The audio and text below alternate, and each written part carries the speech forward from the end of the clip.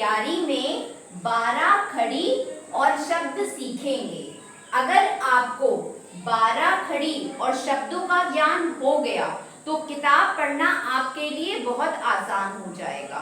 तो सभी बच्चे तैयार हो सीखने के लिए? Yes ma'am. तो सबसे पहले हम बात करते हैं 12 खड़ी की कि 12 खड़ी होती क्या है।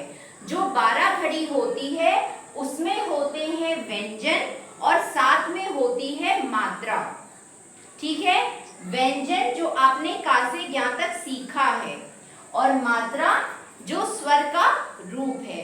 इन दोनों को हम जोड़ेंगे तो उससे हमारी 12 खड़ी बनेगी। और 12 खड़ी में आपको क्या सीखना जरूरी है? व्यंजन, उसके साथ कौन सी मात्रा लगेगी, उसको किस प्रकार हम लिखेंगे और उससे किस प्रकार की आवाज आएगी। अगर आप 12 खड़ी सीख गए तो आपके लिए शब्द बनाना बहुत आसान हो जाएगा। और अगर आपको शब्द आ गए तो आप किताब पढ़ सकते हो, शब्दों के बाद आप वाक्य बना सकते हो, फिर आप अनुच्छेद बना सकते हो, खुद लिख सकते हो, उसको पढ़ सकते हो। ठीक है, तो आपको ये आ जाएगा। तो सबसे पहले हम बात करते हैं 12 खड़ी की। ठीक है, 12 खड़ी में देखिए यहाँ पे मैंने 2 व्यंजन की 12 खड़ी लिखी है। एक यहाँ पर का की है, दूसरी यहाँ पर खा की है। इसी तरह से जो बाकी व्यंजन है उसकी भी इसी तरह से खड़ी बनती जाएगी।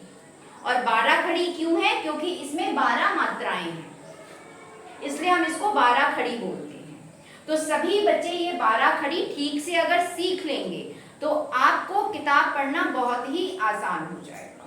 आ गया सब बच्चों को समझ में? Yes ma'am. अब दूसरी जो हमें चीज सीखनी है वो है शब्द। तो पहले हम समझेंगे कि शब्द होते क्या हैं।